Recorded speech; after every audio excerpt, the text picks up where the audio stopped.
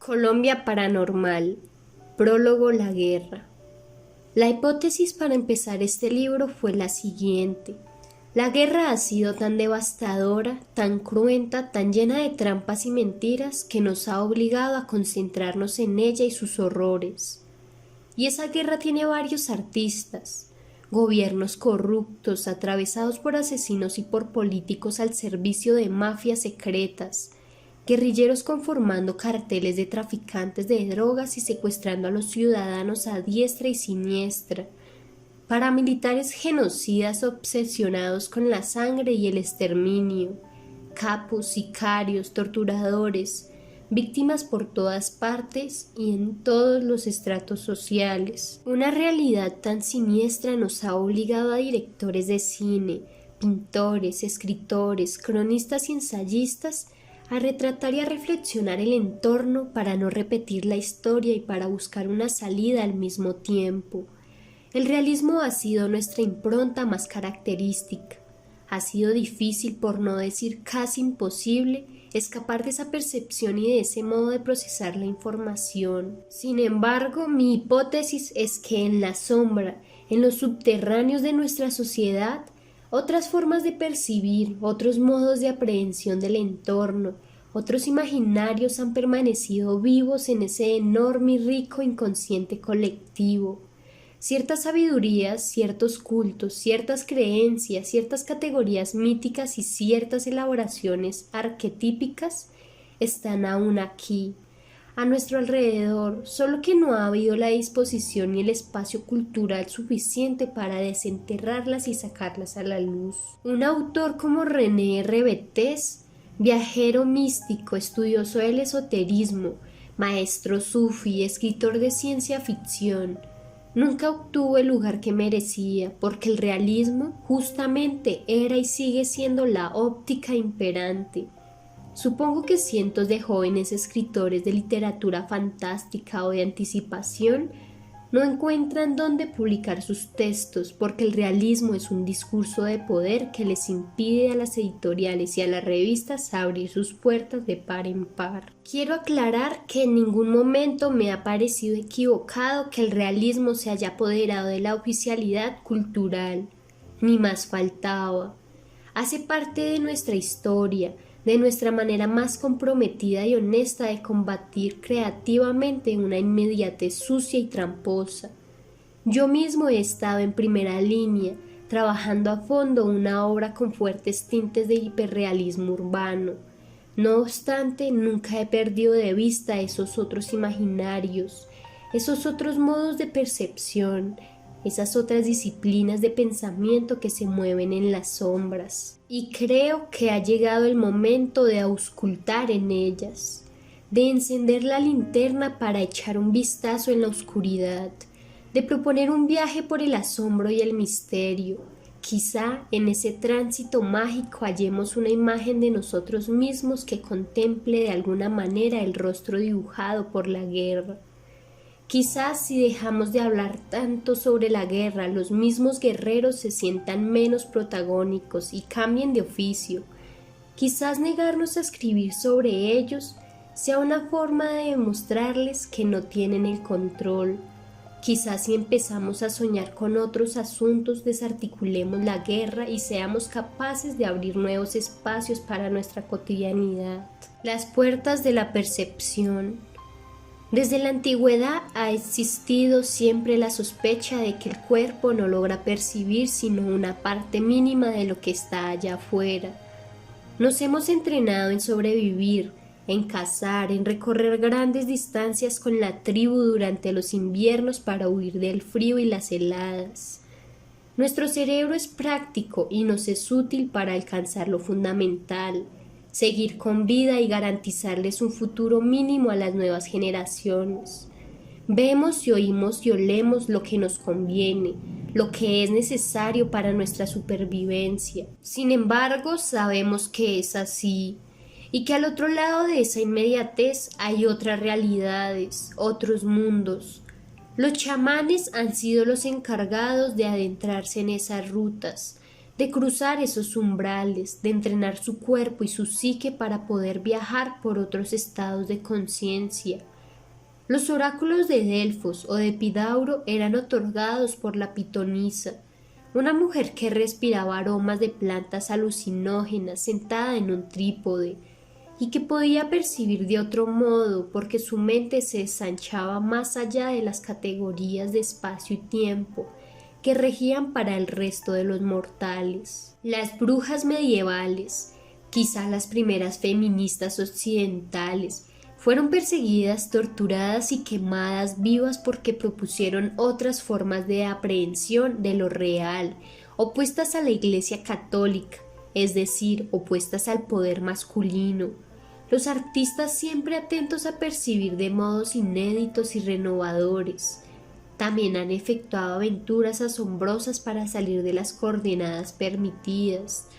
Los románticos exploraron con derivados del opio y con cáñamos que traían los marineros de sus viajes por Oriente. No en vano, Coleridge y Poe escribieron bajo el efecto del láudano, y más tarde se fundó el famoso Club del Hachís. Rimbaud llamaría al desorden de los sentidos para alcanzar la evidencia, y más tarde los surrealistas se sumergerían bajo técnicas distintas en el inconsciente individual y colectivo en busca de nuevas realidades. No es suficiente con lo que nuestros sentidos perciben cotidianamente. Hay algo más. Allá afuera otras fuerzas están en continuo movimiento. Por eso, después de la guerra de Vietnam, la psicodelia insiste en emprender viajes que nos conduzcan a nuevas categorías, nuevos preceptos, nuevos conceptos y nuevos afectos. Un hombre nuevo es imposible bajo categorías añejas y oxidadas. Solo arriesgando y explorando internamente podremos ampliar nuestros modos de comunicarnos con las fuerzas que componen el universo. No en vano, Huxley, en Las puertas de la percepción, bajo el efecto de la mescalina, notó que los objetos, debido a su funcionalidad cotidiana, perdían su dimensión sagrada, su hermandad con nosotros. Todo lo usamos, todo es para alcanzar algún beneficio, todo tiene una determinada función, y por eso no nos conmovemos con la redondez plástica y erótica de una taza. No nos damos cuenta de la humildad afectuosa de un asiento, ni sentimos la hermandad que nos une con una lechuga o un rábano. De hecho, el lenguaje revela ese desprecio. Me importa un pepino, me importa un comino. Si el cerebro ha creado un filtro para poder codificar lo real, la pregunta obvia es: ¿cómo es el mundo si reducimos o anulamos por completo el poder de ese filtro? ¿Cómo sería la realidad si lográramos percibir todo? Quizá uno de los objetivos de la música, de la danza, de ciertos rituales o de la poesía sea justamente ese: sacarnos de la zona de confort y mostrarnos que algo está allá, afuera, esperando por nosotros. Diosas, madres y sacerdotisas. En las culturas primitivas se admiraba la circularidad femenina como una clave cósmica. Los 28 días del ciclo menstrual unían la mujer a los 28 días del ciclo lunar. Del mismo modo que el día y la noche se repetían en una secuencia interminable, de la misma manera que las estaciones iban y venían una detrás de la otra, y de la misma forma que los pájaros migraban siempre en la misma época del año, en busca de zonas menos gélidas, o que los peces o las tortugas iniciaban sus ciclos de fecundación y regeneración. El cuerpo femenino tenía incorporada dentro de sí esa circularidad, esa perfección espacio-temporal. Admiramos y le rendimos culto durante milenios a diosas, madres y sacerdotisas, en cuyo regazo encontramos paz y tranquilidad, la famosa Edad de Oro, en la que fuimos felices, en la que aún no habíamos sido expulsados del paraíso. Se corresponde con esculturas femeninas voluptuosas encontradas en distintos lugares del globo. En 1862, el historiador francés Jules Michelet escribió un libro magnífico, la bruja. Se señala en él una distinción natural entre los dos sexos y el poder de la mujer como fuerza originadora y preservadora del destino de la humanidad. Las claves de una conexión interdimensional las tiene solo la mujer y no el hombre. Nosotros hemos sido expulsados de esa perfección, no estamos enchufados a los ritmos estelares, no podemos engendrar, no damos vida, dice Michelet. Todo pueblo primitivo tiene el mismo principio, según vemos en los viajes. El hombre caza y combate, la mujer se ingenia, imagina, crea sueños y dioses. Es vidente en su ocasión, tiene dos alas infinitas, las alas del deseo y de la soñadora fantasía. Sencillo y conmovedor principio de las religiones y de las ciencias. Después de todo se dividirá, comenzará el hombre especial, juglar, astrólogo o profeta, nigromante, sacerdote, médico. Pero al principio la mujer lo es todo, una religión fuerte y viva, como lo fue el paganismo griego. Comienza por la sibila y acaba con la bruja y hechicera. La primera hermosa doncella lo menció a la luz del día, le dio encanto y esplendor.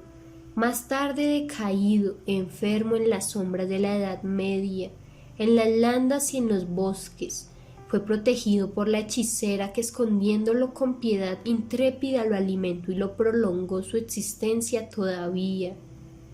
Así para las religiones la mujer es madre, solicita nutriz y guardadora fiel. Los dioses son como los hombres, nacen y mueren en su seno. Este enorme poder de la mujer lo atribuye Michelet a dos facultades principales que tienen entre sí una relación de casualidad. El iluminismo de la locura lúcida, que corresponde a la segunda visión, a esa capacidad de descubrir y de crear simultáneamente una realidad más allá de las cosas mismas. Es la mirada que inventa y devela construyendo a su alrededor un nuevo mundo tan válido como el primero.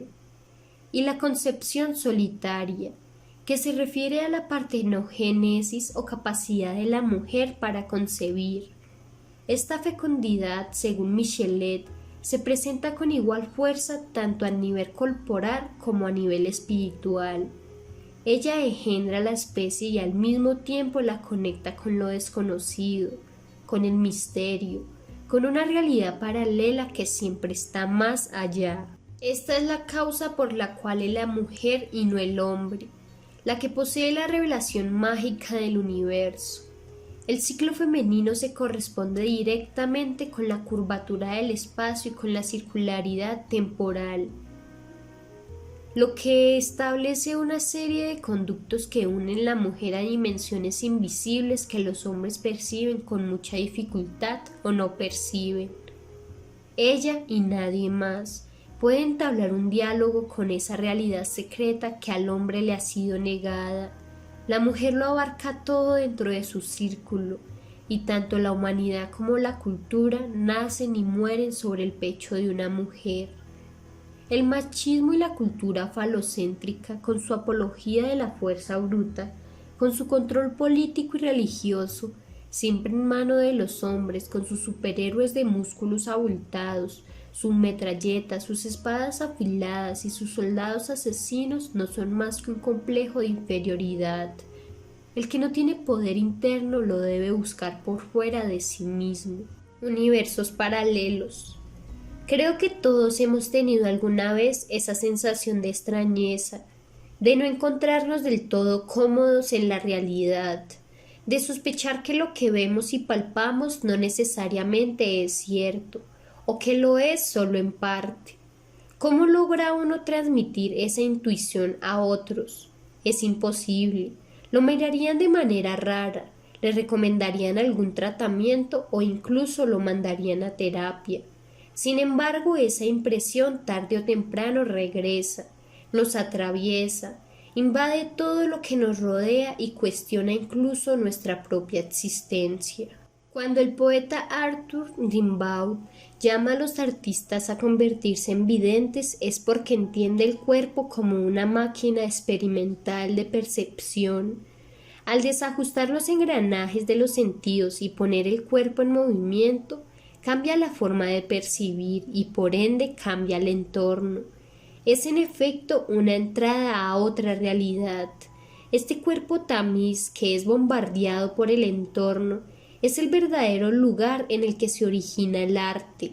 Ya no describir una realidad lejana, distante, pacífica y alejada de todo contacto directo en el cuerpo, sino poner la materia que es en experimentación en peligro y que la realidad llegue al poema o a la tela a través de ese choque de fuerzas. Al igual que los cuadros de Turner, que la tempestad cruce el cuerpo y se haga pintura, ya no el artista ojo, sino el artista para rayos.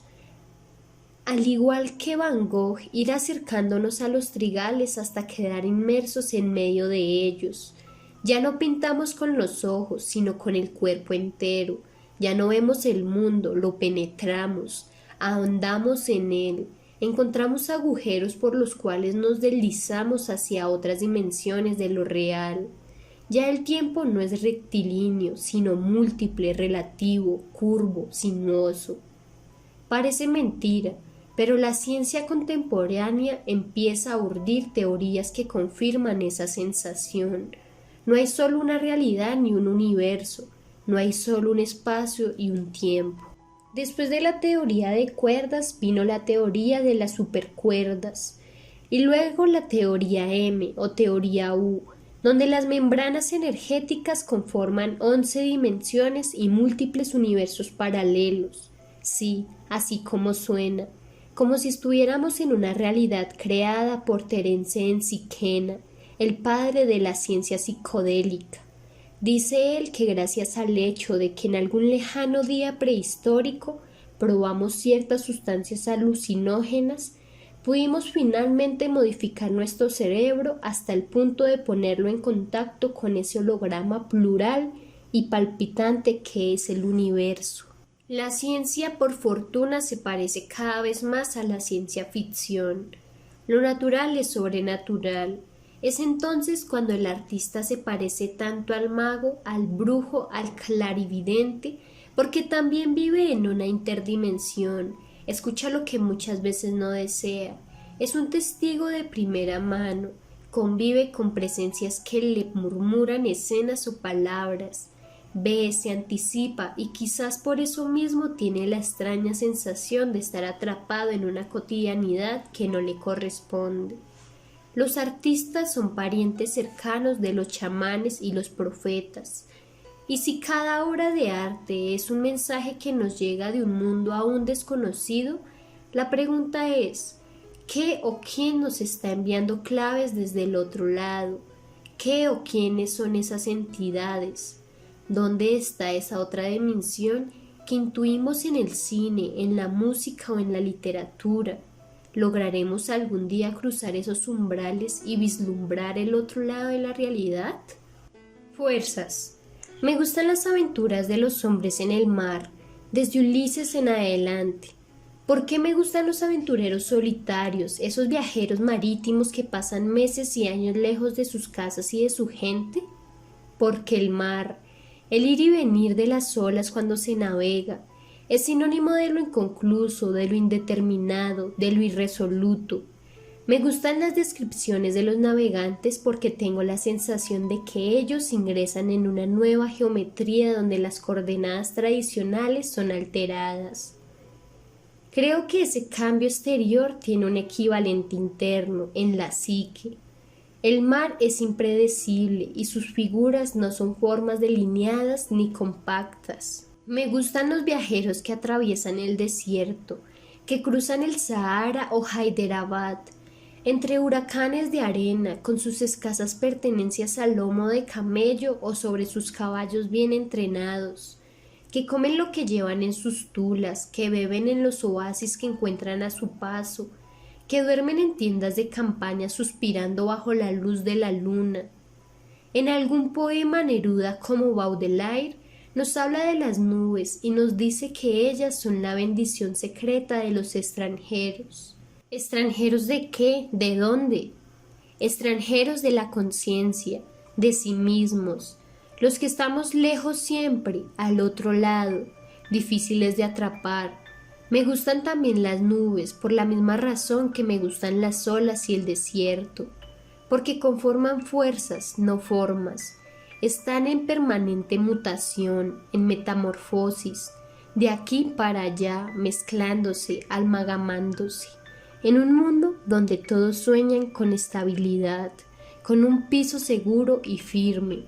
Las nubes y las olas parecen insinuarnos otro camino, el de lo indeterminado. Cuando camino por la ciudad, me fijo mucho en los vagabundos que a veces llegan a dormir al Parque Nacional, al Parque de los Mártires, a los caños, a los puentes, a las carrileras, con sus carros de madera, sus perros, su ausencia de trayecto.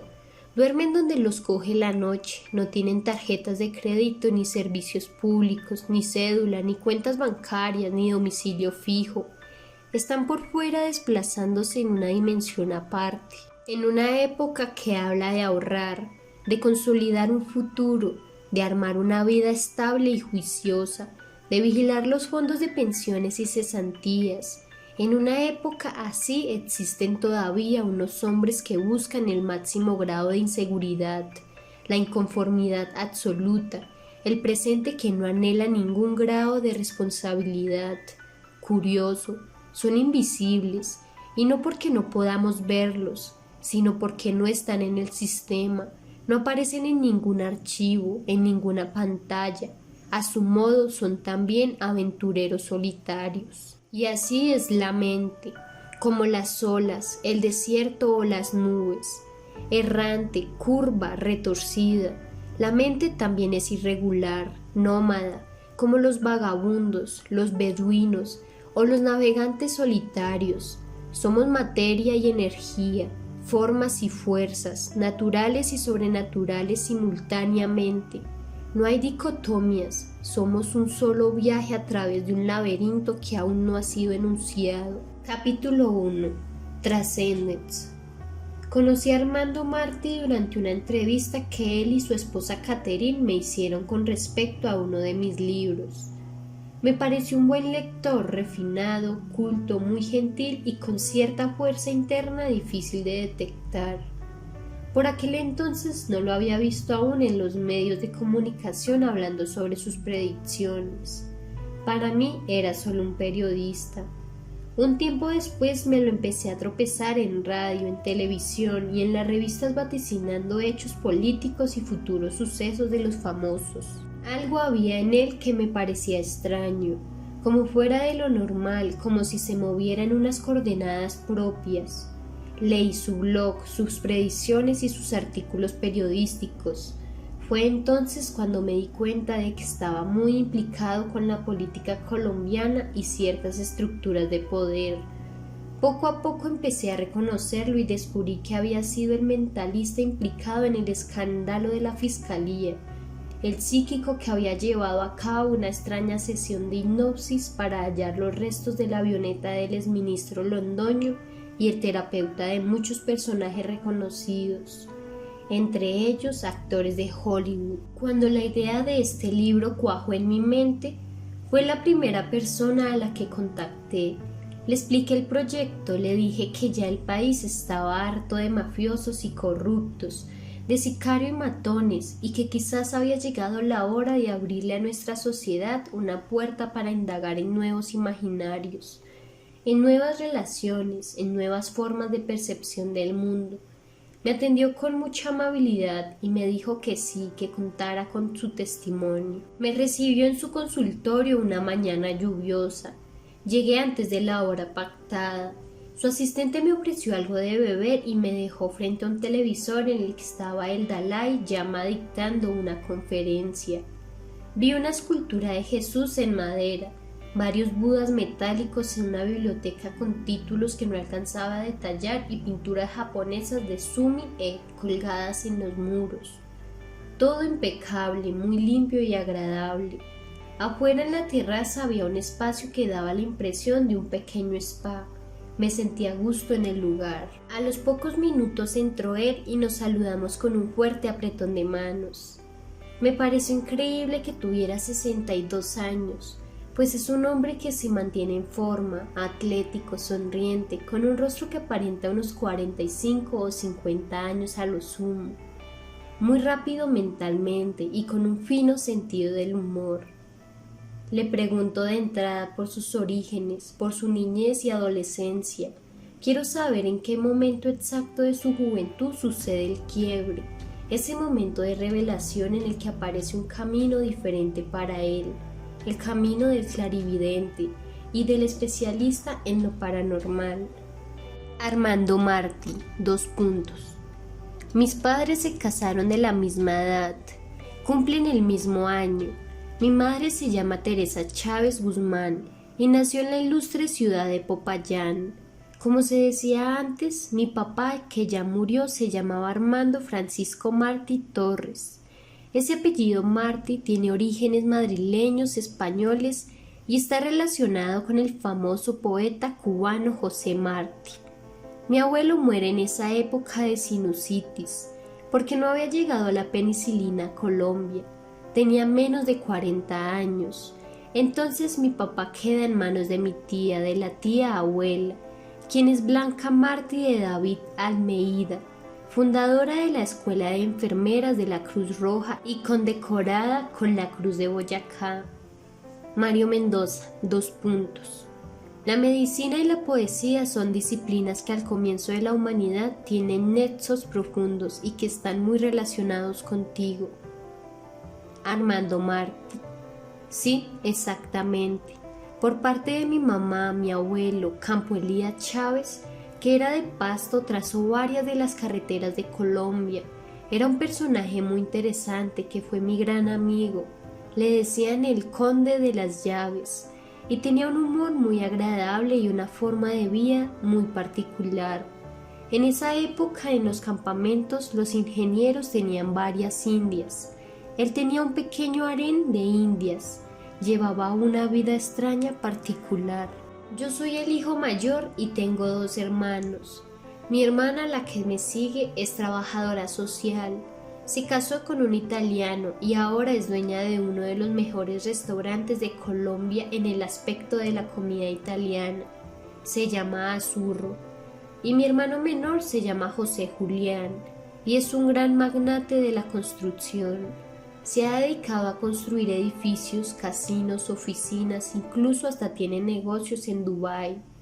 El ambiente en el que crecimos es un ambiente conservador, muy a la usanza de los cachacos antiguos. Todos los domingos íbamos a almorzar a la casa de mi tía Blanca, que quedaba por la calle 72 con 24, y así crecimos con unas costumbres familiares tradicionales muy arraigadas. Algo curioso es que nací con un soplo en el corazón.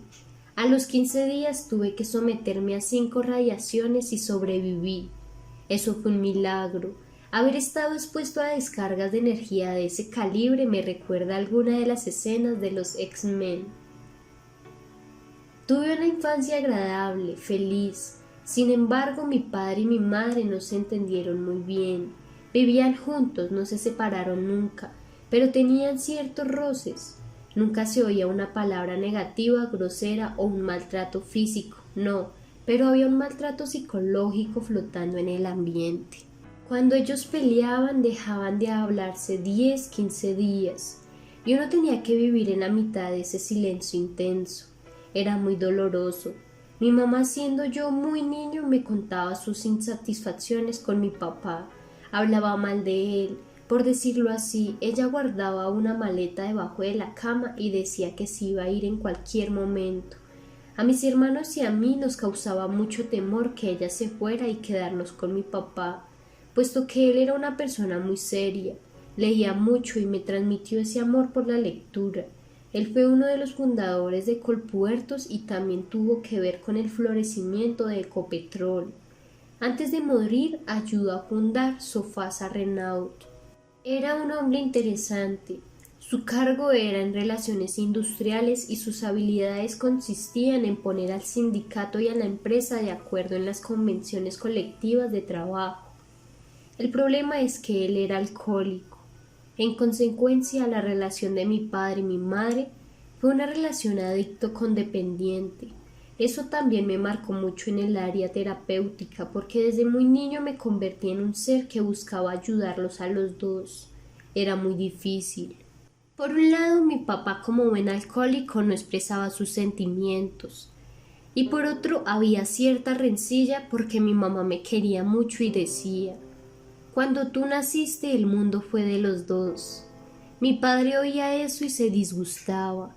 Te podrás imaginar que había cierta animadversión allí, una molestia que nos marcó la relación de por vida. Mario Mendoza, . La codependencia a veces es más dolorosa que la dependencia porque es más difícil de detectar y de asumir. Armando Martí. Ahora entiendes por qué tengo la tendencia a ayudar y a sanar. Mi madre se quejaba mucho, vivía un drama y yo trataba de mediar, era un mediador. Por eso siempre trato de arreglar los entuertos más locos y más tremendos que te puedas imaginar. Me he dedicado en realidad a deshacer entuertos que casi nadie arregla en este país. En la fiscalía y en otras instituciones me ha tocado arreglarlos a mí. En fin, como te venía diciendo, me desarrollo en ese ambiente de calma tensa y posteriormente ya empiezo a vivir la vida un poquito más. Comienzo a madurar. Leía mucho para tratar de arreglar los problemas de mis padres. Aprendí a fumar. Fumé unos 5 años y después lo dejé. Aprendí a ser libre y tenía escasamente 15 años. Decidí en ese tiempo que necesitaba un viaje y me fui en el Expreso del Sol, el tren que ya no existe, hasta la costa Caribe. En Barranquilla me siento muy bien y hay un cambio interesantísimo en mi vida porque conozco a Catherine Ruiz, una niña mitad colombiana y mitad norteamericana, de padres separados. La mamá de ella era alcohólica y todas las tardes se iba a jugar canasta o bridge a los clubes de Barranquilla. Yo conocí a esta joven y me enamoré de ella al poco tiempo. El ingreso en lo femenino fue clave y desde entonces no he dejado de explorar los efectos poderosos que causa en mí. La energía de la mujer fue toda una iniciación, la energía íntima, la energía amorosa, la energía del beso, de la caricia y de la intimidad, porque tuvimos una relación inocente, como un Romeo y Julieta.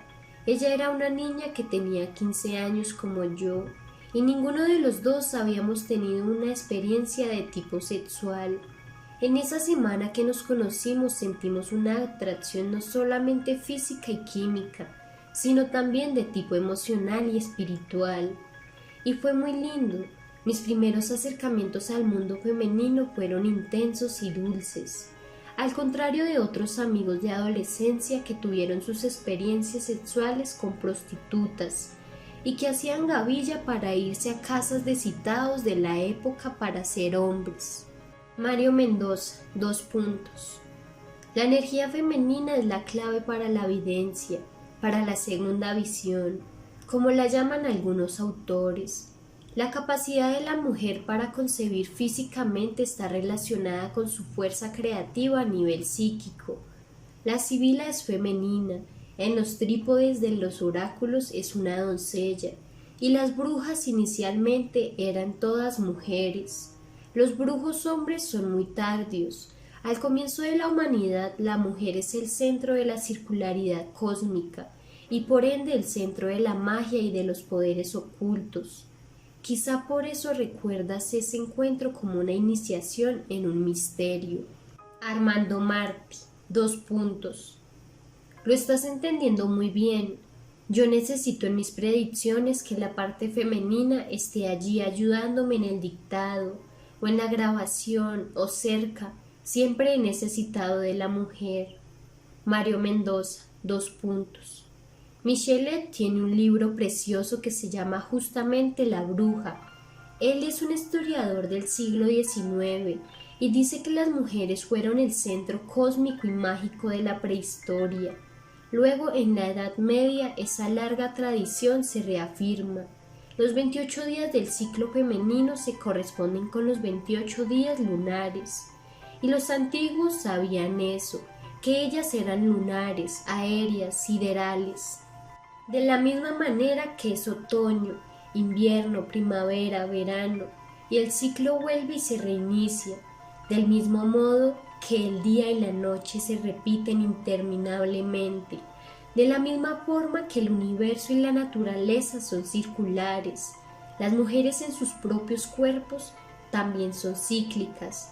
La curvatura espacio-temporal es parte constitutiva de la esencia femenina. Nosotros, en cambio, no, hemos sido excluidos de esa sabiduría y nos cuesta mucho entenderla y asimilarla. El machismo no es más que un complejo de inferioridad disfrazado de fuerza y prepotencia. Armando Martí, Me entiendes perfectamente. Y mira qué curioso, por esos encuentros cuánticos extraños, multidimensionales. En este momento estoy enamoradísimo de una Catherine Rodríguez. La R de Catherine Ruiz se corresponde con la R de la mujer con la que estoy ahora. Fíjate el inconsciente a dónde me está llevando. La Caterina actual también es nacida en Miami, de padres colombianos. Curiosas sincronías. Mario Mendoza, ¿Cuándo tienes claridad, Armando, de un poder? He visto fotos tuyas muy joven en los medios de comunicación, con Uri Geller, por ejemplo, el famoso mentalista que visitó nuestro país y que aparecía en la televisión mundial, doblando cucharas metálicas y haciendo experimentos de telequinesis. ¿En qué momento sientes que tienes un poder, que hay algo en ti que te lanza en busca de una dimensión desconocida? Armando Martí, Un tiempo después tuve una experiencia con otra mujer. Hace muchos años que no la veo. Creo que actualmente es antropóloga. Yo tenía más o menos unos 17 o 18 años. Era la época del cine de autor. Esa es otra de mis pasiones. Soy un cinéfilo convencido. Y en cartelera había varias películas muy del corte de Zabriskie Point. Mario Mendoza, Sí, la época del free time, los 70, los alucinógenos, el LSD, la exploración de la conciencia psicotrópica, la psicodelia dura, ¿no? Armando Martí. Mira que por esas cosas de la vida nunca he probado ácidos y marihuana muy poco.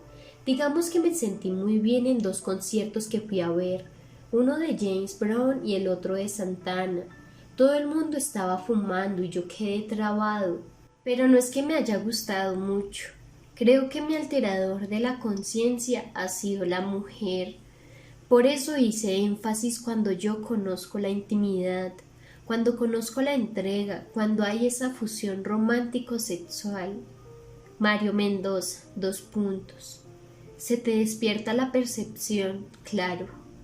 Armando Martí, Sí, ahí se me abre la puerta de la percepción. En esos momentos de éxtasis es cuando empiezo a tratar de conocer esos poderes. Entonces, como te venía diciendo, estaban en boga esas películas de Zabriskie Point y movimientos de contracultura como el de Woodstock. Una tarde nos fuimos a mojar al Parkway con María Victoria, mi amiga. Queríamos sentir físicamente la lluvia, mojarnos, gozar de cierta libertad corporal. No nos importaba si nos resfriábamos o no. Si lo llego a hacer ahora, termino en la clínica y me muero. Pero en esa época de juventud las defensas están a tope y no hay miedos de ninguna clase. Entonces salpicábamos las botas en los charcos, nos arrojábamos al piso y gozábamos como niños del granizo. Y de repente, estando con María Victoria en ese juego maravilloso, cayó un rayo en el Parkway, a unos 10 o 12 metros de distancia, y la onda eléctrica nos cogió por los pies y la vimos llegar. Escuchamos el sonido de la electricidad. ¡Shh! Y esa energía nos abrazó y nos separó, es decir, Hubo primero como un abrazo y luego un rechazo. No sé si será una cuestión de positivo y negativo a nivel eléctrico, y yo quedé completamente sin sentido.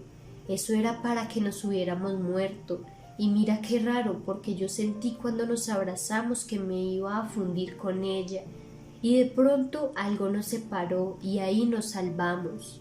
No entendimos cómo, pero quedamos ahí unos minutos sin sentido, y a partir de ese momento sí tuve unos cambios físicos, porque recibí una sobrecarga eléctrica. En los días siguientes me sentía mareado, con dolor de cabeza. Me llevaron al médico, luego al neurólogo, y me hicieron los correspondientes encefalogramas. Nunca tuve ataques, pero me dieron algunas drogas para la convulsión, como el EPAM. Me acuerdo de esa época, el famoso Epamin. Ese medicamento me hacía mucho daño. Entonces mi abuelo me llevó a un instituto que ahora no existe, pero que era muy famoso en la época, el Instituto Colombiano de Investigaciones Parapsicológicas, el famoso CIPAR, cuyo director era Edgar Naranjo, un científico muy interesado en estos temas. Por esos años el CIPAR quedaba en el barrio La Soledad. Ellos tenían la cámara Kirlian, que era lo más moderno en esa época, un aparato que puede registrar el aura. Te estoy hablando de los años 71 o 72.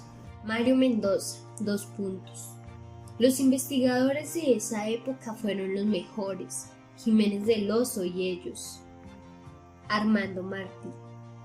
Este Edgar Naranjo tenía contacto con todos ellos, con Fernando Jiménez del Oso, con Uri Geller, con Andrija Poarich, con Stanley Krippner, que eran los duros de la época.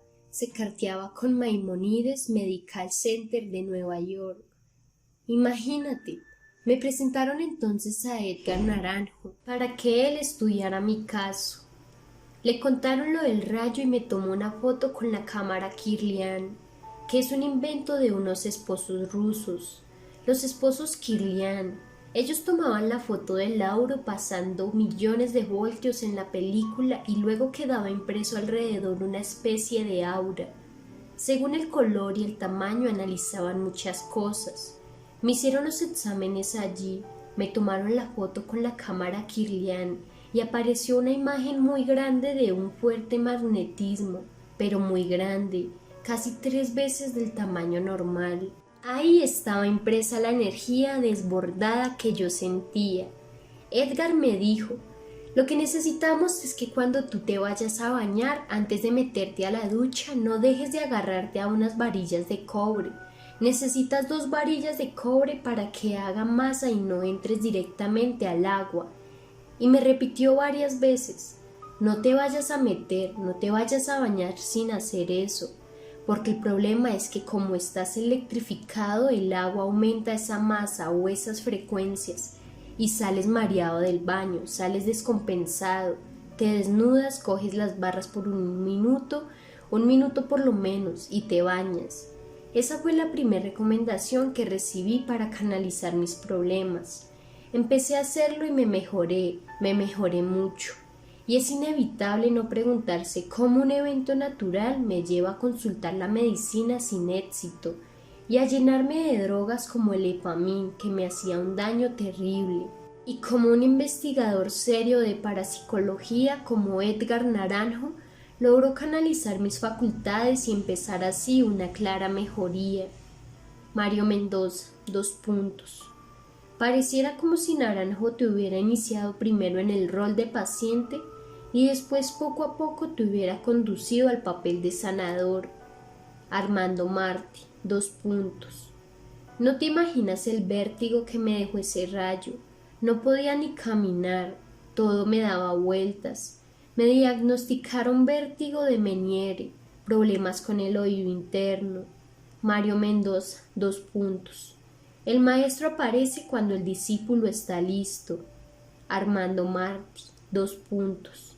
Así decía Naranjo. Sí, fíjate, Edgar sabía que yo tenía un magnetismo salido de lo normal y se puso a entrenarme. Me enseñó la imposición de las manos, Me decía que yo era como un magneto y que entonces le ayudara con algunos pacientes que iban al CIPAR. Él me decía que me imaginara que yo extraía el mal del cuerpo, como si estuviera succionando la mala energía, y que cuando ese color gris oscuro saliera del cuerpo del paciente yo lo arrojara con fuerza sacudiendo los dedos y la mano entera. Así, mira, como si estuviera encendiendo un fuego para quemar lo indeseable. Marty agita los dedos y los hace chasquear en el aire. Armando Martí. En el CIPAR aparece también en mi vida un personaje que me intriga y que me lleva a desarrollar una facultad en la que soy ahora muy bueno, que es la hinopsis. Por aquel entonces Naranjo, que estaba muy actualizado en saber quiénes eran los personajes claves de la época, organizó un Simón González, el primer Congreso Mundial de Brujería. A ese encuentro asistió Uri Geller. Yo fui a verlo a la feria de exposición y ahí tuve mis primeros contactos con él.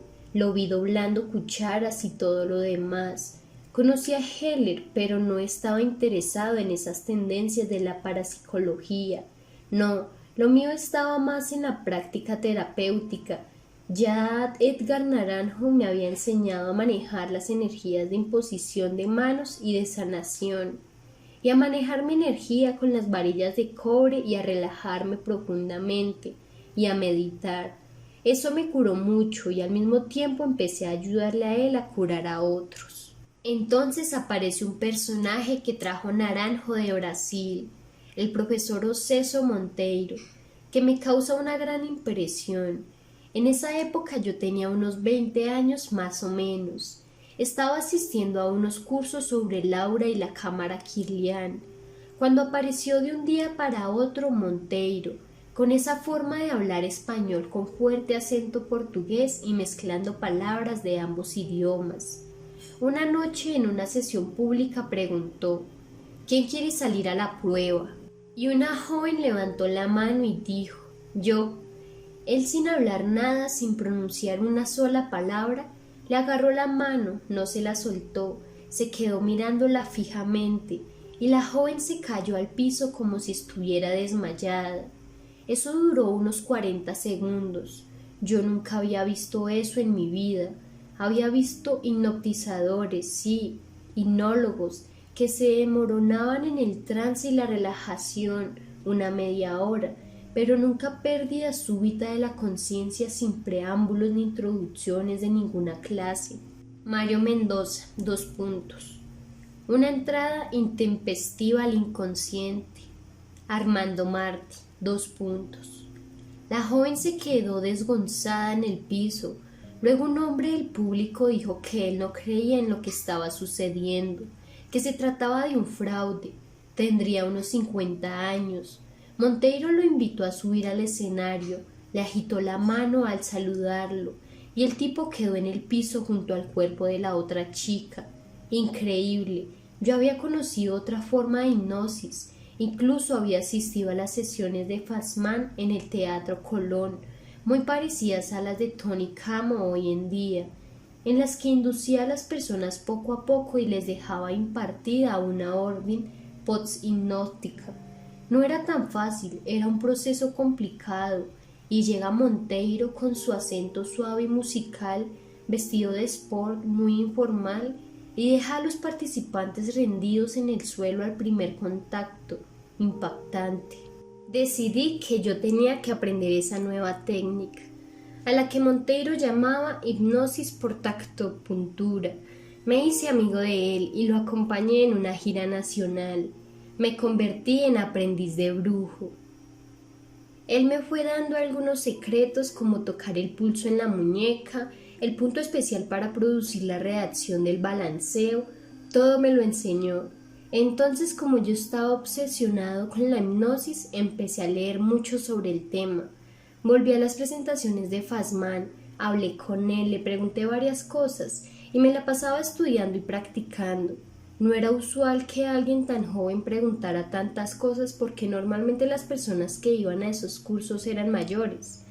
Fassmann también me dio algunos secretos y me regaló algunos libros muy viejos que conservo con afecto. Después murió de cáncer y quedó reducido a unos pocos centímetros. Increíble.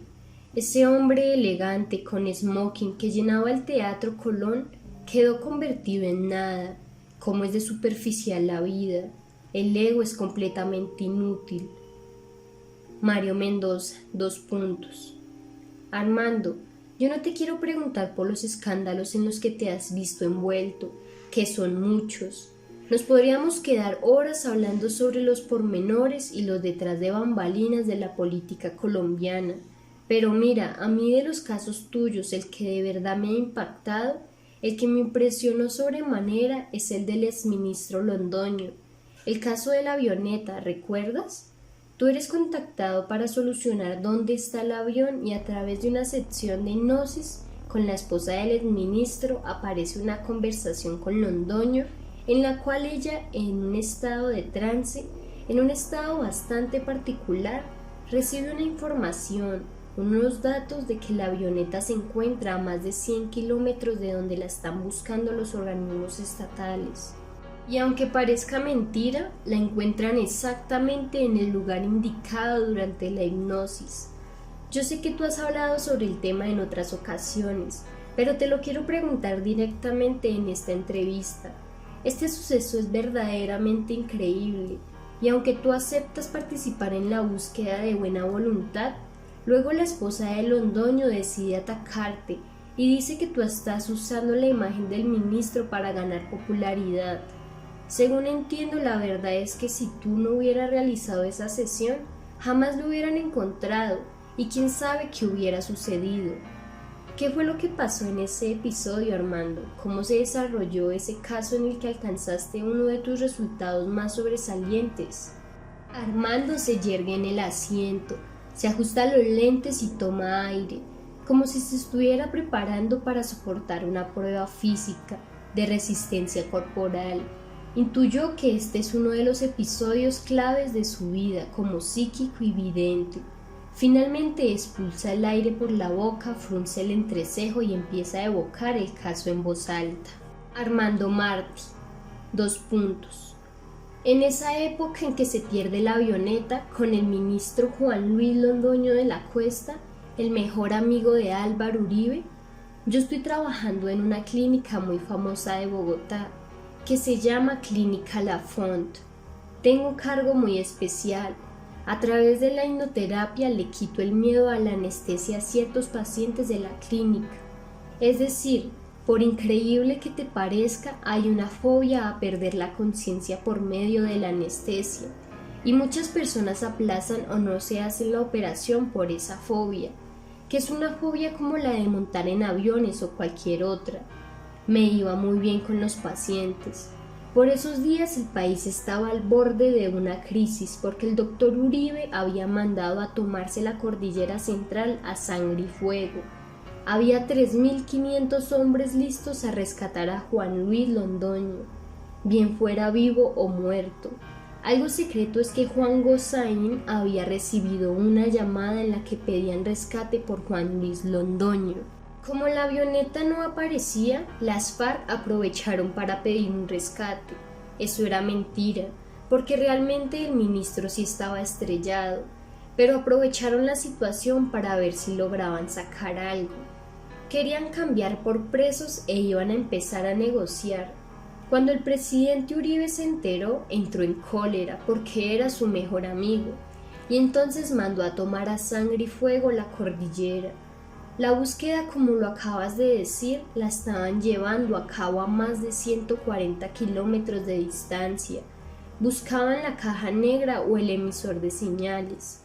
En ese momento, alguien de la clínica le dijo a María Zulema, la esposa del ministro, que conocía a un terapeuta que a través de la hipnosis podía quizás dar algún resultado de la búsqueda. Los dueños de la clínica avalaban mi desempeño en cuanto a la hipnosis. En ese estado hay un fenómeno curioso que se llama hiperestesia de los sentidos, que consiste en que en medio del trance los sentidos se amplían una barbaridad. Se oye más, se huele más, se ve más, se siente más. María Zulema aceptó el procedimiento Y aquí vale la pena que haga una aclaración. La comunicación no convencional, la comunicación telepática, para encontrar desaparecidos se logra en gran parte con grados de consanguinidad, hermanos, primos, mamá, papá, o con grados de afectividad, esposos, amigos, etc. Entonces, como eran esposos, la más indicada para la búsqueda, para ese viaje en el que se pretendía hallar la frecuencia donde estuviera el ministro Juan Luis Londoño, era la esposa. Ella me propuso que hiciéramos la sesión en la clínica. Yo dije, no, yo quiero realizarla en el ambiente familiar donde está su energía, sus zapatos, sus pantuflas, donde dormían juntos, en todo el ámbito de su cotidianidad. En efecto, nos reunimos en la casa de María Zulema Vélez para realizar la sesión de hipnosis. Allí estaban también los organismos de seguridad y de inteligencia del Estado y miembros del Aéreo Civil. Nunca fue una sesión privada. En algo tan importante yo prefiero que haya testigos. Estaban también parientes de ambas familias e incluso la esposa de Pacho Santos. Y cuando llegué se corrió el rumor de que íbamos a hacer algo extraño. Yo no le pongo misterio a lo que hago. A veces lo realizo en la calle para que todo el mundo vea, para que puedan filmar, para que observen de cerca. No le pongo misterio porque no hay truco. Acosté entonces a María Zulema en la cama. Me concentré en mí mismo y empecé a hacer la sesión. Yo sabía que muchas docenas de personas me estaban mirando. La llevé a un estado de trance. Hicimos hiperestesia de los sentidos y también desdoblamiento. Eso no lo sabe el país. Yo saco el cuerpo astral de María Zulema y lo pongo en un campo multidimensional cuántico en el que me doy cuenta de que el ministro todavía está vivo. No era una comunicación espiritista ni una comunicación a nivel post-mortem. Cuando hay comunicación con muertos hay ciertas características que pasan en el ambiente. Se hiela la atmósfera, se pone helada la sala, hay un olor particular, muchas veces a sangre, muchas veces a formol, muchas veces la persona al tener contacto con el muerto se hiela también y empieza a sudar frío, como la sudoración de los cadáveres. Eso no fue una sesión mediúnica. Él estaba vivo cuando se comunicó con ella. Lo que hice fue sincronizarlos en esos niveles multidimensionales y que se encontraron. A través de un desdoblamiento del cuerpo astral, ella encontró la frecuencia de Juan Luis Londoño y se sincronizó, se sintonizó con él. En ese momento yo fui el orientador, el conductor, pero ellos estaban hablando los dos. Eso fue más o menos lo que pasó. Ella le hablaba y él le contestaba en un monólogo. Mario Mendoza, : Sí, ella hacía la voz de él. Armando Marte, : Exactamente. Y de esa forma en la primera sesión, que es lo más importante, él le dice, estoy en las 3 Jotas, San Jacinto, San José y San Juan. Eran 2 montes, San Jacinto y San José, y la quebrada de San Juan. Inmediatamente la gente que está oyendo la sesión va al mapa de Colombia. Yo sigo concentrado en mi viaje interior, en el viaje a la dimensión desconocida.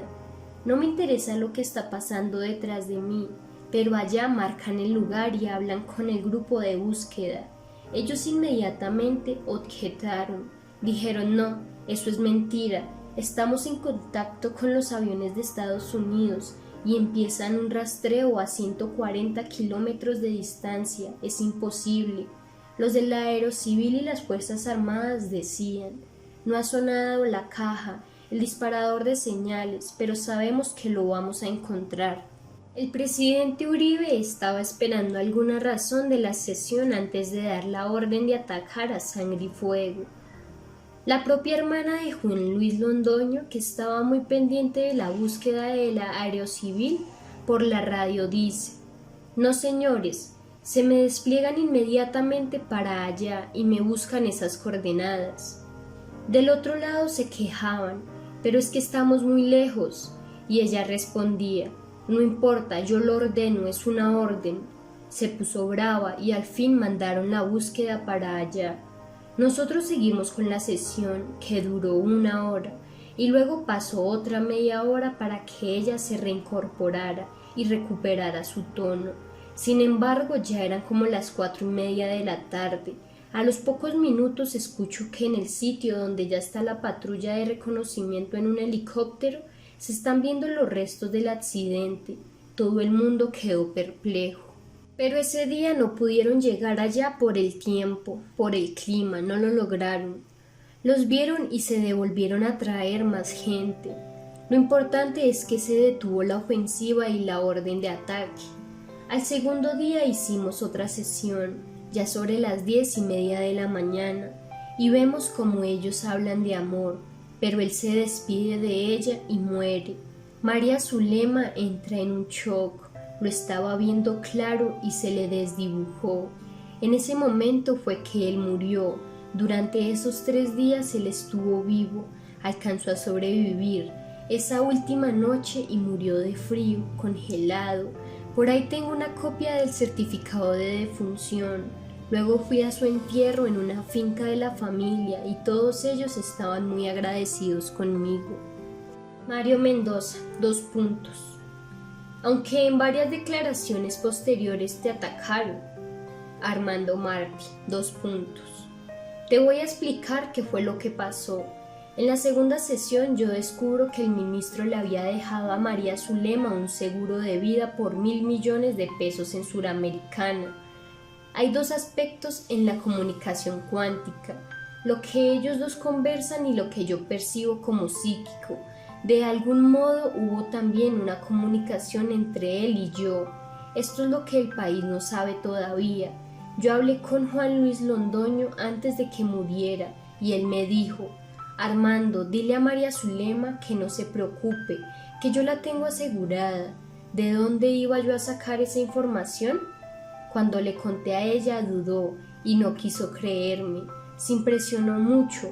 Sin embargo, llamó a la aseguradora y, oh sorpresa, cáete de para atrás. Mario le confirmaron en efecto lo del seguro de vida. A partir de entonces fue que ella se angustió conmigo y empezó a cogerme como cierto miedo, por decirlo de algún modo. 1 año después le pedí autorización para hablar del caso en un encuentro con unos médicos y psicólogos. Y ella me dijo que no, que prefería guardar cierta privacidad con respecto a la memoria de su esposo. Por aquel entonces ella ya vivía en París. La verdad es que María Zulema me tenía una cierta prevención por el tema de los 1.000 millones. Tenía miedo de que se publicara esa información porque la podían secuestrar. Esto después se lo contó a Julio Sánchez Cristo, y él lo aprovechó para presentar una imagen mía negativa ante el país el día que me entrevistaron por el escándalo de la Fiscalía, para quitarle credibilidad a las denuncias que yo había hecho con respecto a ese organismo estatal. Todo ese juego lo usó la W para restarle credibilidad a las denuncias que yo había hecho en la revista Semana, porque yo fui el que denuncié la corrupción en la Fiscalía, no la Fiscalía la que me denunció a mí. Y claro, cuando me dan la oportunidad, Julio Sánchez Cristo y Félix de Bedou de defenderme sacan entonces a María Zulema diciendo que yo era un aprovechado. Cuando mira, Mario, no le cobré un solo peso. Eso lo digo ante la cámara porque estoy consciente de que me estás grabando. No le cobré un solo peso. No hubo más voluntad que la de encontrar los restos de su esposo y que se evitara una tragedia aún mayor en el país. Mario Mendoza, . Esto parece una historia de amor atravesada por un suceso sobrenatural final. Armando Martí, . El problema parece ser que él viajó con la asistente, con la que no sabemos si tenía una relación sentimental. Alguna vez con el periodista Ervin Hoyos, el de las voces del secuestro, queríamos escribir un libro sobre la Fiscalía y hablamos mucho sobre ese tema. Él recoge al asistente en Ibagué y se desvía porque iba en realidad para Popayán. Y lo curioso es que el cuerpo del ministro salió por una ventanilla hacia adelante. ¿Por qué? Él estaba aprendiendo a manejar avioneta y no sabemos si le entregaron los controles. Por eso iba en el puesto delantero. La asistente queda atrás. Él salió disparado y alcanzó a arrastrarse hasta un árbol. Mario Mendoza, : Y ahí es que sucede la comunicación con María Zulema. Debemos imaginarnos al ministro recostado contra un árbol, herido, agonizante, en muy malas condiciones durante esa comunicación telepática con su esposa. Una imagen tremenda, Armando. Y después muere. Armando Martí, : Se murió congelado. Pero entonces, si el sal arrojaba a través del vidrio delantero del aparato, era porque iba de copiloto o manejando él mismo la avioneta. Mario Mendoza, : Bueno, pero todo esto son hipótesis. Armando Martí, : Sí, pero es bastante interesante ver cómo se manejan estas cosas en el país. Mario Mendoza, : Te quiero preguntar ahora por otro episodio que me impresionó. Tú hiciste una predicción sobre la liberación de Ingrid Betancourt antes de que fuera rescatada, y yo me pregunté si del mismo modo en que las agencias de seguridad nacional norteamericanas contratan psíquicos en programas de espionaje y de búsqueda de rehenes en la guerra, ¿no estarías tú siendo contactado en secreto para encontrar a los secuestrados? Casos muy específicos de alto nivel con el gobierno. Si habías logrado resultados impactantes con el accidente del ministro Londoño, significaba que podías hacerlo también en otros casos, y por eso arriesgaste esa predicción, porque de alguna manera estabas trabajando ya en el caso. ¿Estoy en lo cierto, Armando? Ahora, yo sé que hay algunos asuntos de estricta confidencialidad y que no puedes revelar. Armando Martí, : Sí, exactamente, pero te voy a decir realmente la verdad de los hechos.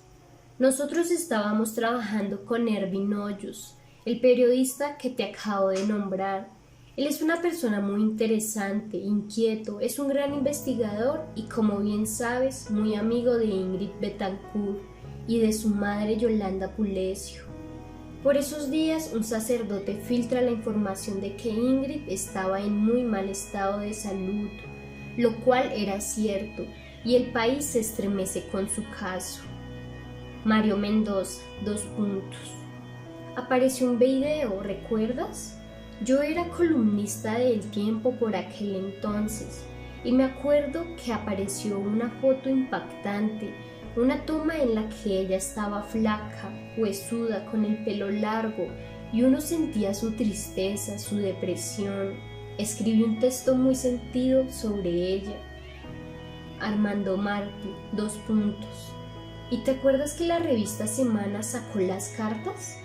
Mario Mendoza, : Sí, por supuesto. Armando Martí, : El país estaba conmocionado con la historia. Hubo varios intentos por rescatarla y no aparecía. Entonces Ervin Hoyos me dijo que hiciera una comunicación no convencional, igual a como lo había hecho en el caso de María Zulema y Juan Luis Londoño. A Ingrid yo la había conocido cuando era el sanador de Carlos Nieto. Estuve cerca de él casi 7 meses y pude llevarlo a través de la hipnosis a que muriera sin dolor, porque él tuvo un cáncer muy agresivo, muy doloroso, un cáncer gastrointestinal. Él, gracias a la hipnosis, logró morir en paz. Por esa época fue que yo conocí a Ingrid. Así que cuando me contrataron para entablar una comunicación entre ella y su madre, acepté gustoso. Fuimos y hablamos con Yolanda e hicimos exactamente lo mismo, la misma sesión de hipnoterapia, de hiperestesia de los sentidos, el desdoblamiento astral, la comunicación neurotelepática. Bueno, se le puede llamar de muchas maneras. Visualizamos la situación y lo hicimos en la casa de ella, de Yolanda personalmente, y ahí ella habló con Ingrid, le ordenó que comiera, la regañó, en fin. Dentro de las cosas más significativas de esta sesión es que Yolanda viaja a través de la selva y ve la imagen de alguien poniéndole suero a su hija. Luego del rescate corroboramos que en efecto Ingrid había sido asistida por uno de sus compañeros de secuestro justo ese mismo día. También pudimos confirmar que ella estaba amarrada a un árbol que podía ser de mango, un árbol frutal, y que se encontraba a unos 20 o 25 metros del campamento. Estaba sola, relajada, y en ese instante hicimos comunicación. También vimos a los guerrilleros. Yolanda nos iba narrando todo. Alguien tuvo la precaución de poner una grabadora y esa sesión quedó registrada. Lo que hay que destacar, Mario, es que Ingrid se estaba muriendo de verdad. Se encontraba en un estado ya agónico. Y de pronto en su inconsciente entró en contacto con su mamá y Yolanda le dio esperanzas, la regañó, le dio amor, la impulsó a continuar. Después de esa comunicación ella empezó a comer y a mejorar. Un mes y unos días después vino el rescate de la operación Heike. No puedo evitar sospechar que hubo otras comunicaciones y que Marty muy seguramente dio con el lugar exacto donde estaba Ingrid.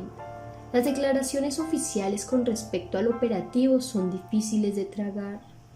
Mario Mendoza, : Recuerdo bien la imagen, la cara de ya no más, de agotamiento extremo. Se le había muerto su padre, estaba realmente muy mal. Armando Martí, : Sí, algo significativo de esa comunicación que tampoco he dicho es que preguntó por todos, por la hermana que estaba en Israel, por los hijos, por todos, y Yolanda le dice: ¿y por qué no preguntas por tu esposo? Se refería a Juan Carlos. Le conté, el publicista, y ella dice: porque ya no me interesa. En este punto hacemos un pequeño descanso en la entrevista y nos preparamos para el cierre. Tomamos un poco de agua y Armando se dirige al baño. Detallo su biblioteca y me tropiezo con viejas ediciones sobre fenómenos paranormales, una biografía de Bruce Lee y una referencia a la vieja serie de televisión Kung Fu, protagonizada por David Carradine. También hay varios volúmenes de poesía japonesa, antologías de haiku y de koanes budistas. Volvemos a nuestros asientos y le pregunto por Stargate, el programa de la CIA sobre visión remota, esto es sobre clarividentes al servicio de la inteligencia del Estado norteamericano. Armando me remite a un artículo suyo en el que afirma lo siguiente: las mayúsculas son suyas, hablando de culturas, mentes abiertas y avances tecnológicos en los Estados Unidos de América. Se emplean psíquicos en investigaciones de criminalística, la consecución de víctimas, el control de espionaje industrial y la búsqueda de yacimientos de petróleo, entre otros. Por ejemplo, en el famoso programa de la CIA, Stargate, se reclutaban y utilizaban psíquicos como armas secretas en pro de la seguridad estatal y en otras misiones secretas y confidenciales. Actualmente las neurociencias están demostrando que el cerebro está evolucionando hacia otras formas de percepción. Las facultades de clarividencia, telepatía, psicoquinesis, predicciones, visualizaciones proyectivas no son lineales, son circunferenciales. Por ello, en el psíquico la percepción cambia y se puede sentir y diagnosticar las energías y vibraciones de los demás seres, influyendo positivamente inclusive en los objetos inanimados y los seres animados. También se puede ver el pasado y el futuro en el presente y comunicarse además con cualquier mente en cualquier lugar del planeta. Mario Mendoza, : ¿crees tú, como afirman algunos de los psíquicos de ese programa norteamericano, que se avecina una gran catástrofe? Armando Martí, : Antes quisiera decirte algo. Hay una tristeza infinita en nosotros los psíquicos por toda la carga de ingratitud del sistema que tenemos que soportar, porque a nosotros se nos confían los secretos más fuertes y se nos ponen las misiones más difíciles. Mario, te voy a ser muy sincero, Eso no es un cuento, eso es cierto. Nosotros deshacemos los encuentros más complicados. En la fiscalía, por ejemplo, deshice problemas muy complejos, tanto a nivel personal, familiar, del primer fiscal con el que trabajé, que fue Luis Camilo Osorio, como asuntos casi de seguridad nacional. Cuando yo recibo a Luis Camilo Osorio, tiene una crisis de pánico, tiene un breakdown nervioso y está a 8 o 10 días de sancionar el nuevo Código de Procedimiento Penal acusatorio en el país, por exceso de trabajo y también como efectos de su alcoholismo, efectos de los problemas de trago que él tiene. Sufre un colapso nervioso.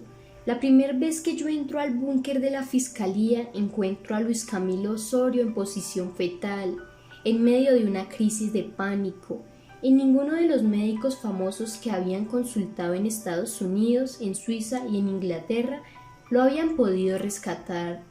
Ayudo a Luis Camilo Osorio en los problemas más graves, y después dice que no me conoce. Después ayudo a Mario Iguarán a conjurar la crisis más grave de su vida en la fiscalía. Y bueno, él sí dijo que yo había sido su amigo, pero permitió mi proceso, un proceso casi crístico en el que fui latigado, perseguido de todo mientras él estaba en Estados Unidos. Todos los medios de comunicación en mi contra. Esos días fueron infernales y él me dio la espalda. La historia de los psíquicos es muy triste. Uno llega con el entusiasmo de servirle a la nación. Por lo menos así me pasó con Luis Camilo Osorio y con Mario Iguarán. Yo quería que mis hijos estuvieran orgullosos de que estaba trabajando con la fiscalía. Yo me sentía muy bien, tenía la mejor de las intenciones, pero después, en una jugada de ajedrez, uno queda como un peón, mejor dicho, peor que un peón. Es algo muy triste. Mario Mendoza, 2 puntos. Pero ¿no se debe también, Armando, a ignorancia? ¿A que hay un cierto temor en las esferas del poder a que los conecten justamente con esos imaginarios, con esas percepciones y con unas formas que van más allá de la razón aceptada por una modernidad científica?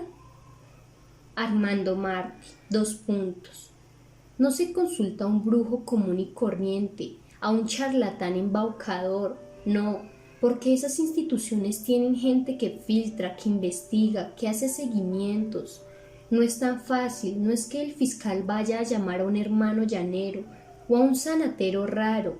No, ellos tienen un equipo de seguridad que investiga quién soy antes de ir y sentarme yo a ayudarle en un secreto institucional. Mario Mendoza, 2 puntos. Pero luego, cuando tienen que explicarlo públicamente, no saben cómo hacerlo. Armando Martí, 2 puntos. Lo que pasa es que hay una parte de la creencia religiosa a la que no le conviene que se destapen estos asuntos, porque pierde poder la Iglesia católica. La Iglesia conoce muchas cosas, conoce de psíquicos. A mí me estudió la Javeriana. Mario Mendoza, 2 puntos. Tienes una foto con la comunidad jeusita, la recuerdo bien. Estás ahí con varios de ellos. Armando Martí, 2 puntos. Con el padre Venegas, el creador de la física de Venegas. Cuando una comunidad ve que alguien puede llegar a manejar estos secretos de reprogramación social, se asustan, porque pierden poder. El problema aquí es perder poder. He trabajado, he entrenado en hipnosis y autohipnosis a pastores cristianos. ¿Puedes creer eso? Ellos han ido a mis cursos, ponen en práctica mis enseñanzas, el magnetismo, la caída de las personas, la caída hacia atrás. Todo eso lo ponen en práctica, pero no lo dicen, no aceptan que lo aprendieron con Armando Martí. Ellos ocultan eso y lo utilizan. Luego le dicen a sus respectivas comunidades: no crean en los psíquicos, ni en las doctrinas orientalistas, ni en la meditación. Crean en el poder que el Espíritu Santo me da a mí como pastor. Y llega el diezmo, el poder económico. En la Iglesia Católica es lo mismo. Nosotros conocemos los secretos de confesión, los secretos políticos y procuramos manejarlos lo mejor que podemos. El problema del psíquico es que está en medio de una lucha de poderes, entre el poder estatal y el poder religioso, y sale sacrificado en ambos bandos, excomulgado, satanizado. Por el lado político te dicen, venga y nos ayuda, pero si algo se llega a saber, como en las operaciones de espionaje, por ejemplo, entonces no lo conocemos, y terminas en la cárcel o muerto, como le pasó a Hanussen. Marty se refiere a Erich Hanussen, el famoso astrólogo consultado por Hitler y el Tercer Reich. Mario Mendoza, : Claro, le echaron los perros. Armando Marty, : Exactamente. ¿Qué pasó con Hanussen? Cometió la imprudencia de dar una profecía de que Alemania iba a perder la guerra. Cometió esa infidencia. Él era el ministro de Ciencias Ocultas, tenía su palacio y todos los altos mandos de los alemanes iban allá, y se tomó unos tragos de más porque Hanussen era alcohólico, y dijo lo que debió haber callado, lo mataron. Mario Mendoza, : Regresó a una pregunta que sigue inconclusa. ¿Crees tú que va a pasar algo, Armando, en esa agencia internacional? ¿Has visto algo? ¿Te has enterado en eso? ¿Te has preocupado por eso? Armando Marty, : Mira, yo tengo un programa que me apoya y ese programa me produce un estado alterado de conciencia. De ahí saco las predicciones. Yo me considero un visualizador, es decir, una persona que puede traer a nivel de espacios o de campos multidimensionales algunas escenas que veo del futuro.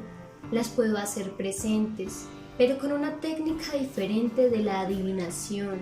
Entonces mira, normalmente para traer una escena y lograr contestarte la pregunta de qué va a pasar, si nos vamos a destruir, lo que necesito es un entrenamiento mental que logre separar en ese momento la distracción, el ruido y mis recuerdos personales.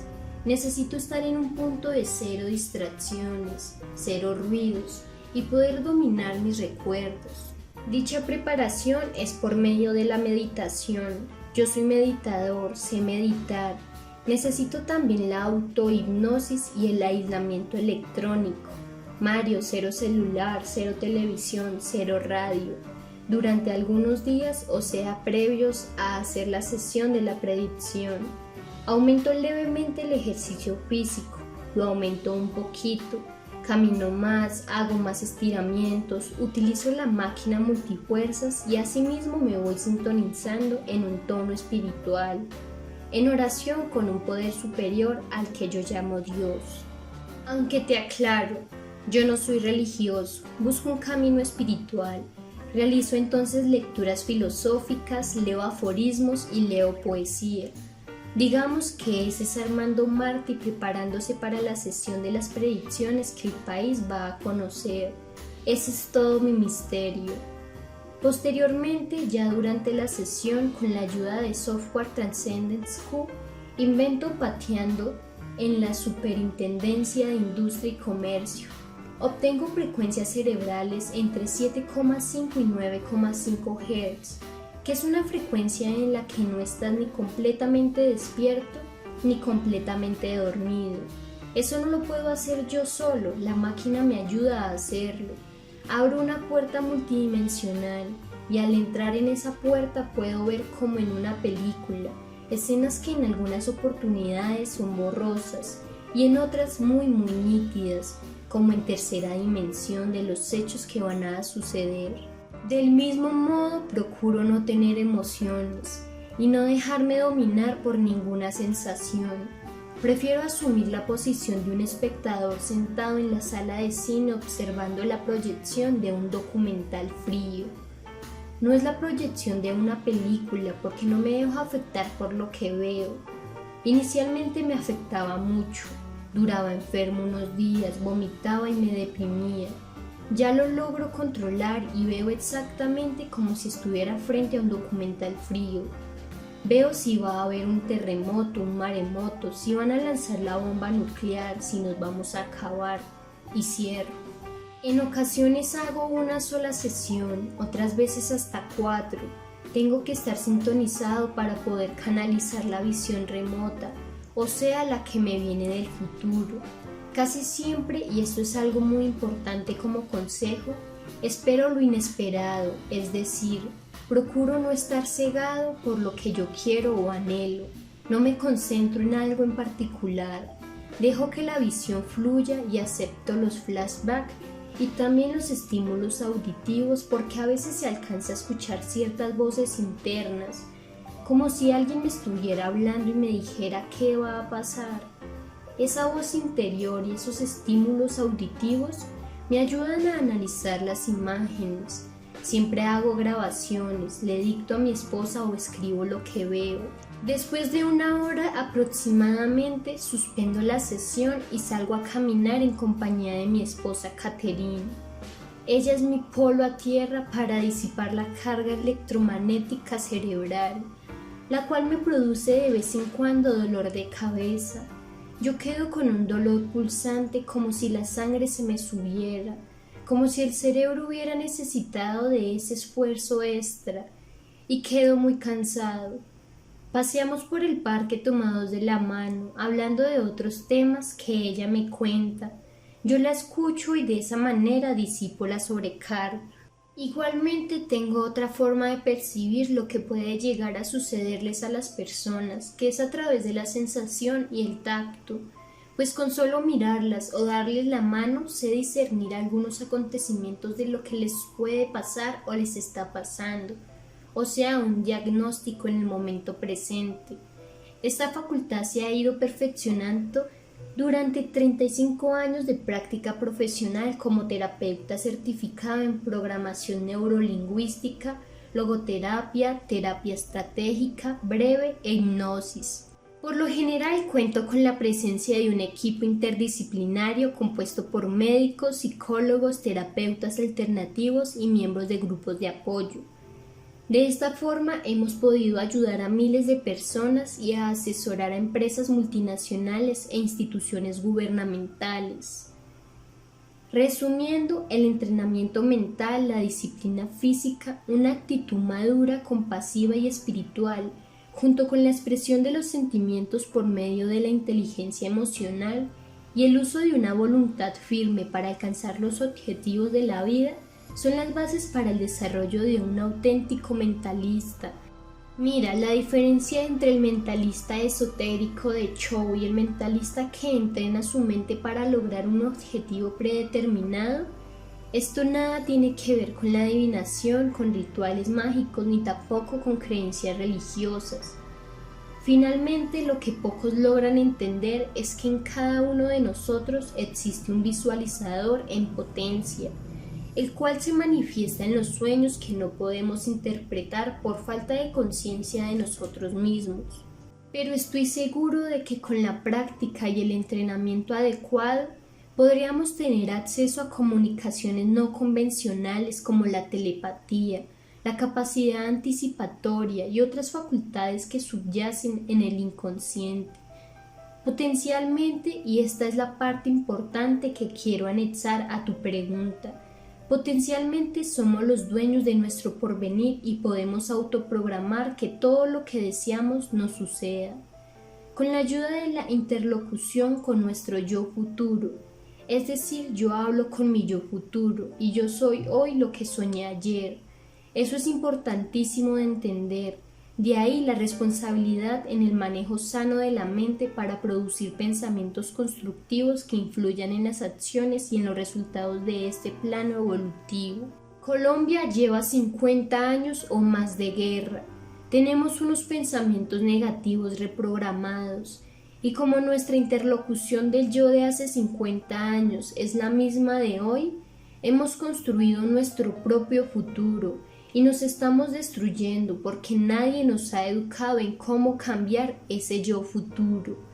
Cuando logremos realizar nuestro cambio personal, podremos aportar una nueva forma de pensar, ayudando a transformar la conciencia negativa social, causante de los odios, guerras, críticas, consumo, explotación, hambre, sed de poder y de dominio de los seres humanos. perpetuando el futuro negativo que por esta razón nos causa miedo, incertidumbre y ansiedad.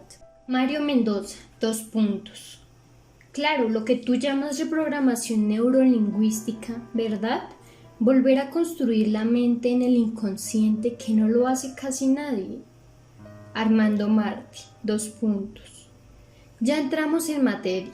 Ahora, mira, si nos vamos a destruir, cuando pasó lo de la avioneta del ministro, vino a Colombia el maestro Sadhu Ramji, que es el maestro que reemplazó a Kirpal Singh.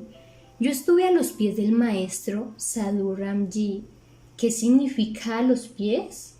Él está sentado y tú estás en el suelo. Lo miraos y pones la cabeza en las rodillas, o lo miras y le comenta algo, y él te va a dar una luz. Yo, emocionadísimo, le dije: Maestro, por la gracia de Dios, salvé, mira qué ego, salvé a más de 4.000 personas de la muerte en nuestro país. Y él me preguntó: ¿por qué? Entonces le conté toda la historia, que gracias a mi sesión habían encontrado los restos del ministro y había logrado detener una orden de guerra en la que hubieran muerto más de 4.000 soldados. Él se quedó callado y me dijo: Armando, alteraste el karma de 4.000 personas que tenían que morir. Tú no sabes la responsabilidad que tienes, tú estás maldito. Así me dijo, y me insistió: tú no debiste haber hecho eso nunca, nunca debiste haber visto el futuro, porque con tu acción alteraste el karma natural de 4.000 personas que tenían que morir. ¿Cómo te parece? A Dios gracias, el maestro estaba allí y me salvó. Yo he sido un sobreviviente. Te estoy hablando a ti de milagro, con todo lo que me ha pasado, con todos esos problemas en los que me he metido desde que tenía 15 días de nacido con el soplo del corazón, hasta hoy soy un sobreviviente. Te juro que soy un sobreviviente. No sé ni cómo estoy hablando aquí. Mario Mendoza, 2 puntos. Claro, porque te debieron haber matado. Armando Martí, 2 puntos. Matado, torturado, encarcelado, desaparecido. Era para que no te estuviera hablando. Por eso es que me da alegría que me incluyas en tu libro, porque también es un desahogo en el que te puedo contar la verdad de las cosas. Mario Mendoza, 2 puntos. Y volvemos a la pregunta: ¿crees que nos destruiremos? ¿Crees que vamos hacia un futuro oscuro, negro? Armando Martí, 2 puntos. Una de mis dichas fue hablar 3 horas con el Dalai Lama. No conozco a una persona que haya podido hablar con el Dalai 3 horas como darme el gusto de estar hablando contigo hoy. En esa conversación hablamos de la ley de karma del planeta y yo estoy de acuerdo con lo que expresó el Dalai en esa oportunidad. El Dalai dijo que la humanidad tenía que pasar por una expiación, que solamente los corazones compasivos, amorosos y las personas más flexibles o más abiertas al amor iban a sobrevivir. Le vienen a la humanidad unos cambios muy fuertes, políticos, climáticos, de hambre, de miseria, de muerte, de virus, muy fuertes. Yo también vi eso. Yo tenía escrito desde el 2011 unos cambios apocalípticos pero sistemáticos. No son explosivos, ya están pasando y van sin prisa pero sin ninguna pausa. Y nos estamos acabando. La humanidad se está acercando a una expiación, a una zona negra donde solo van a sobrevivir aquellas personas que realmente tengan conciencia de sí mismas, conciencia del amor al prójimo, conciencia del servicio y conciencia del desapego. Mario Mendoza, 2 puntos. Lo más importante en el budismo. Armando Martí, 2 puntos. A mayor apego, más angustia, más dolor y más sufrimiento. Mario Mendoza, 2 puntos. De alguna manera, las cifras de hambre, de injusticia social, de falta de acceso a los servicios públicos y al agua, las tasas de desempleo mundiales nos indican que ya estamos cavando nuestro propio agujero. Armando Martí, 2 puntos. El desapego te hace vivir con lo necesario, sin las superficialidades de la vida. No caes en la trampa de la publicidad ni el consumo. Mario Mendoza, 2 puntos. Tú dices que el Papa Francisco tendrá que enfrentar algo que yo creo que está pendiente desde Juan Pablo I, y son los escándalos del Banco del Vaticano. ¿Tú crees que se avecina eso, que está pronto a salir a la luz? La conexión con las mafias, los lavados de dinero, el horror del Vaticano, su lado más oscuro, la podredumbre. Armando Martí, 2 puntos. Es un karma que se tiene que cumplir, un ciclo que se tiene que cerrar. Francisco va a develar los misterios y va a sacar a flote todos esos carruseles, esa corrupción. Mario Mendoza, 2 puntos. Terminemos con algo más amable. Armando Martí, 2 puntos. Estamos ya muy cerca del Mundial de Fútbol. Colombia va a llegar a los octavos de final y si hacen las cosas bien a los cuartos de final. Muy probablemente Falcao no juegue, no está en condiciones. Con Grecia vamos a dar una sorpresa, vamos a dar una gran demostración de desempeño físico con los de Costa de Marfil y mostraremos una estrategia de adhesión al equipo con los japoneses. Y ahí entramos a los octavos de final. Los finalistas son España, Alemania, Brasil y Argentina. Mario Mendoza, 2 puntos. Si Brasil no lo logra, se les cae la estantería, porque con todos los problemas internos que tienen, ¿viste las marchas, las protestas? Donde no queden campeones, los linchan. Bueno, pues muy bien, el libro saldrá posteriormente, pero no importa. Armando Martí, 2 puntos. Lo dejamos aquí como anécdota. Lo otro es que ganará Santos. Serán unas elecciones muy apretadas, pero al final Santos se impone. La charla ha transcurrido plácidamente y en medio de un ambiente amigable y fraternal, nos despedimos con un abrazo. Me quedo pensando en la evidencia, en salir de sí mismo para ir en busca de los otros, de sus vidas, de su sufrimiento. ¿No hace exactamente lo mismo el escritor? Se desdobla, conecta con vidas ajenas a la suya, se anticipa, ve lo que los otros no ven o no quieren ver. No puedo olvidar una de las afirmaciones de Martí, cuando dice que se prepara físicamente para sus predicciones, que entrena su cuerpo para llevarlo hasta un estado alterado de conciencia. Ese aspecto que es la clave del oficio, lo olvidan con frecuencia varios de los escritores. La literatura sucede en el cuerpo, acontece en el corazón mismo del artista. De ahí su cansancio, su fatiga, sus manías, sus dolencias, sus enfermedades incurables. He venido aquí en realidad a confirmar mi propio proceso creador, a verme en un espejo. Una semana después acudo a su consultorio de nuevo, esta vez como paciente. Quiero saber qué es realmente Transcendence School, su programa virtual de reprogramación mental. Me parece clave para este reportaje.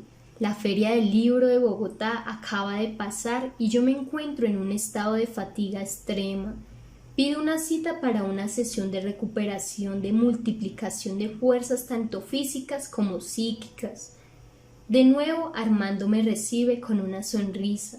Entramos al consultorio, esta vez me indica que me quite los zapatos y que me siente en un sillón aerodinámico de cuero. Frente a mí hay un televisor gigante. Al lado izquierdo está él muy concentrado en un teclado de computador. Me pide mi fecha de nacimiento, la hora y otros datos biográficos. Luego ingresa la información en el programa y empieza a darme indicaciones, consejos, a preguntarme más sobre el origen de mi fatiga. Lentamente el programa analiza mi aura, mis centros energéticos o chakras, y Armando me pone unos lentes de colores, baja la intensidad de las luces del consultorio, enciende unos reflectores en el techo, me ajusta una corona electrónica alrededor de la cabeza y empieza la sesión. Él se retira del salón y me deja sumergido en el programa. El asiento me aprieta los músculos, se eleva, me pone casi en posición horizontal, me masajea el cuerpo entero y siento una descarga eléctrica de baja intensidad en mi frente. Todo es futurista, alucinante, como si estuvieran rodando una película de ciencia ficción y uno fuera el protagonista.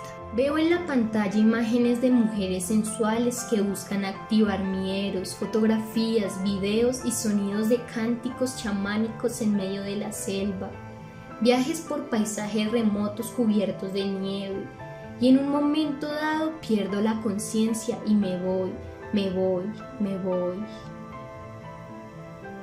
Un rato después, Armando entra al consultorio y me pregunta cómo estuvo la sesión. Le confieso que me quedé ido o dormido, no sé. Él sonríe y me dice que es parte de la terapia. Me siento tranquilo, cómodo, muy relajado. Nos despedimos amigablemente, como siempre.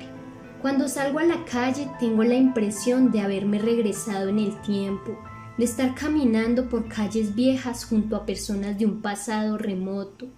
Este no es mi tiempo, yo vengo del futuro, de un mundo interdimensional, de una realidad virtual en la que soy mucho mejor que esta miserable versión de mí mismo.